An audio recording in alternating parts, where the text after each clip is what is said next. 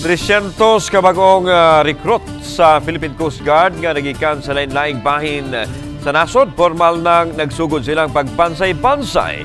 Si Mark Rijabella sa report.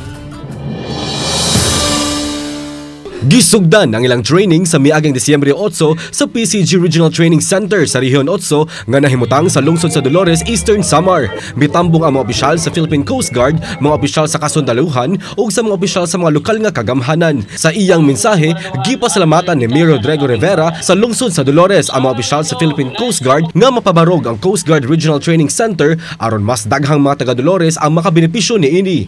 Miduso na usab og 20 milyones pesos nga gahin ang buhatan ni Kongresista Marcelino Libanan aron magamit sa pagpadagan sa training center. Mapasalamaton usab si PCG Commander Commodore Ramon Lopez sa tanang suporta nga ilang nadawat alang sa training center. Isip pagpakita sa mainitong pagsugat sa bagong mga batch sa PCG sa Regional Training Center 8, nagpakita sila sa dakilang laing matang sa exercises nga gasulob sa ilang puting mga sapot nga mabulit unya sila sa lapok sa pagtapos na niini. Kauban si Clans Gabutin, Mark Rijabella. Balitang Bisdak.